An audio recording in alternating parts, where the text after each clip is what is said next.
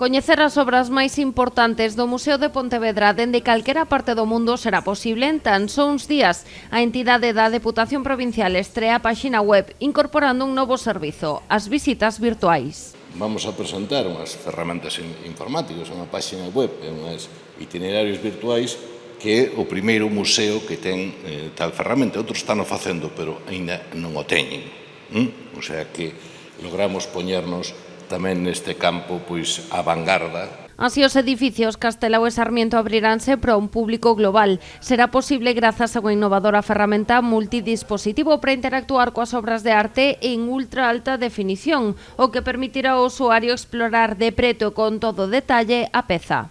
Miles de fotografías que luego de alta resolución que se colocan juntas para crear una mega fotografía. Pensemos en los cegos de Castelao.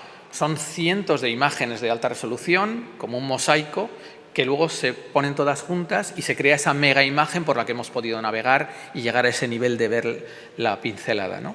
Pues lo mismo hacemos también con las salas y por eso el nivel de resolución y de calidad ahora mismo es el mejor que se puede conseguir técnicamente en el mundo, ¿no?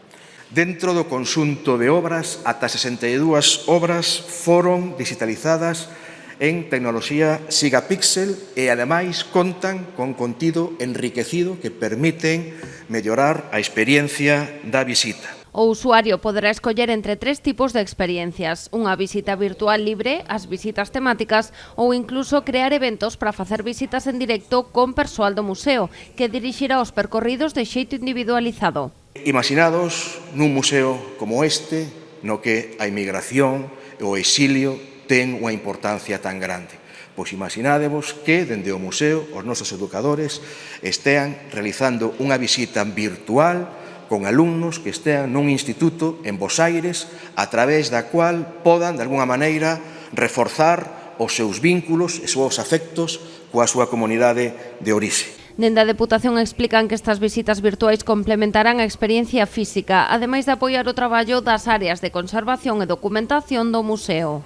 Espectacular, fantástico. Estamos todos moi contentos desta ferramenta e do universo de novas posibilidades que se nos presenta a partir de agora. Non só este servizo é unha novidade, o museo estreará toda a súa páxina web cun redeseño integral e minimalista para mellorar a experiencia de uso e navegación do visitante.